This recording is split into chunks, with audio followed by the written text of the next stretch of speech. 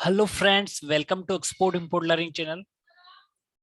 और हम पढ़ रहे हैं जॉब रिस्पॉन्सिबिलिटी। ठीक है, जिसका आधा पार्ट हमने कवर कर लिया है, इसका फोर्थ पार्ट हम पढ़ रहे हैं। ठीक है, तो एक ईमेल आया था जिसमें हमने जॉब रिस्पॉन्सिबिलिटी देखी थी। उस ईमेल के थ्रू जो जो डिस्क्रिप्शन थी जॉब की, वो हम स्टेप बाय स्टेप समझ रहे हैं। तो यहाँ पे स्टार्ट करते हैं हम सेशन को।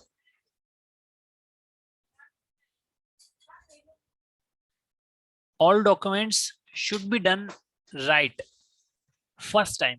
ओके, जो डॉक्यूमेंटेशन पार्ट है वो आपका एक ही टाइम में होना चाहिए। फर्स्ट टाइम मतलब यहाँ की अ, हम अपनी जो एक्टिविटी है वो नेक्स्ट डे पे ट्रांसफर नहीं करनी यहाँ पे। जैसे आज हमने एक्सपोर्ट के डॉक्यूमेंट सेट बनाए, ठीक है, तो उसकी कंप्लीट फाइल एग्जीक्यूट होके in one time we need to complete this process. Okay, तो all document should be done right time, right first time. Okay, इसके अलावा है all documentation. All documentation like है dispatch advice, e-way bill, sales order, pre and post shipment invoice, signed document like purchase order, ठीक है, product COA, insurance to be shared with the plant warehouse, outside warehouse or country teams, freight forwarder, finance on the time।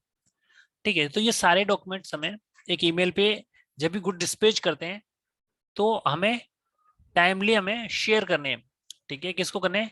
Plant के ware house को। क्योंकि activity आप अगर other plant से handle कर रहे हो, जैसे कॉर्पोरेट ऑफिस से हैंडल कर रहे हो, तो इस केस में क्या होगा कि तो सेटअप डॉक्यूमेंट हम प्रिपेयर हेड ऑफिस से कर रहे हैं, तो वो हमें इनको शेयर करने हैं। मतलब कि जो भी मेल आप ट्रांसफर कर रहे हो उसमें इनको कॉपी में रखना है, या पर्टिकुलर टाइम पे इनको ऑन टाइम ये शेयर करना है। जैसे एग्जाम्पल के लिए प्लांट वेयर हाउस को इसलिए भेजना होगा क्योंकि वहां से ही शिपमेंट डिस्पैच होगी।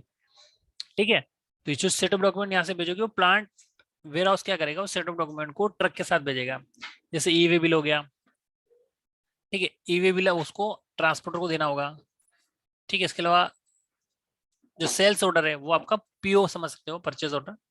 और प्री और पोस्ट डॉक्यूमेंट जो होगा, प्री शिपमेंट यहाँ पे आपका कस्टम क्लियरेंस के लिए जाएगा, और पोस्ट शिपमेंट आपके बैंक के लिए जाएंगे पेमेंट के लिए। और जो भी साइन डॉक्यूमेंट हो गए वो जैसे परचेज ऑर्डर हो गया, प्रोडक्ट सीओए हो गया, इंश्योरेंस, ये सारे हमें भेजने plant warehouse, outside warehouse जो भी है, या कंट्री टीम्स, ठीक है, इनको भेजने हैं। फ्रेट फॉरवर्डर को, फाइनेंस टीम को, टाइम को, जो भी इसके स्टेक होल्डर है उनको भेजना है। ठीक है, bill processing of all export on the time. ठीक है, बिल प्रोसेसिंग मीन्स की यहाँ पे जो कमर्शियल इन्वॉइस है उसके बेसिस पे यहाँ पे बिल कमर्शियल इन्वॉइस को बोल रहे हैं। तो कमर्शियल इन्वॉइस प्रोसेस करनी मतलब कि जो कमर्शियल इन्वॉइस से हमें बायर से पेमेंट लेनी है वो हमें टाइमली करना है। ऐसा नहीं कि जैसे हमने शिपमेंट का डिस्पैच हो गया, एसओबी हो गई और हमें बिल ऑफ lading आ गई और हम उसको टाइम पे बैंक में डॉक्यूमेंट नहीं लगा रहे हैं या टाइम पे शिपमेंट इंटीमेशन नहीं भर रहे हैं, तो इससे हमें प्रॉब्लम आएगी क्योंकि जो पेमेंट का जो टेन्योर होगा वो कंप्लीट नहीं हो पाएगा। ठीक है, जैसे 90 डेज है, तो जब डॉक्यूमेंट लगाओगे उसके बाद ही तो बैंक प्रोसेस करेगी, तो हमें इनको टाइमली प्रोसेस करना है। MIS प्रिपरेशन, ठीक है, MIS प्रिपरेशन ये DSR लाइक है, जैसे शिपमेंट कब डिस्पैच हो रही है, कस्टम क्लियरेंस कब हुआ। ठीक है, इसके अलावा आपका ट्रांसपोर्टेशन जो फैक्ट्री में लग रहे हैं वो टाइमली लग रहे कि नहीं लग रहे, सारी आपको MIS प्रिपेयर करना है।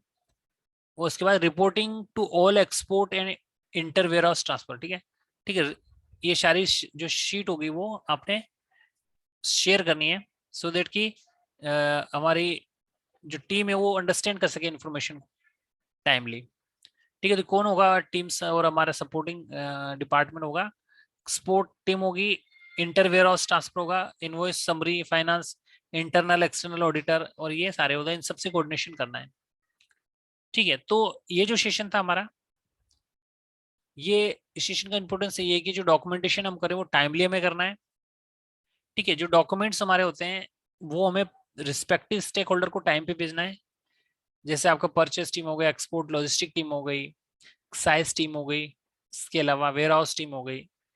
ठीक है, और हमारी कंट्री टीम हो गई, फ्रेट फॉरवर्डर हो गए, इनको टाइमली डॉक्यूमेंट हमें भेजने हैं, अदरवाइज प्रोसेस जो होगी हमारी वो आगे नहीं बढ़ पाएगी, वहीं रुक जाएगी। ठीक है, क्योंकि पूरी प्रोसेस जो इंटीग्रेटेड होती है और वर्किंग आपकी चलती है। ठीक है, सबसे पहले आप समझ सकते हो एग्जाम्पल के थ्रू कि आपका सबसे पहले परचेस टीम आपको परचेस ऑर्डर देगी। ठीक है, उसके बाद वो पंच करेगी ऑर्डर एसएपी में, ऑर्डर पंचिंग के थ्रू पैकिंग टीम उस ऑर्डर को एग्जीक्यूट करने के लिए पैकिंग करवाएगी। इस प्रकार से स्टेप बाय स्टेप वो जो प्रोसेस है वो इंटीग्रेटेड होता है।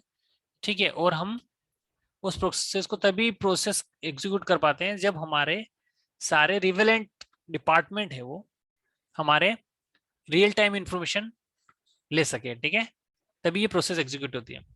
सो गाइस, इस सेशन में हमने यही समझने की कोशिश की कि जब एक्सपोर्ट कर देते तो हमें इंफॉर्मेशन सभी डिपार्टमेंट को टाइमली प्रोसेस करना है, डॉक्यूमेंटेशन टाइमली शेयर करना है, सो देट कि हमारी जो प्रोसेस है वो हॉल्ट ना हो, टाइमली शिपमेंट डिलीवर हो। So guys, thank you for watching session, have a nice day.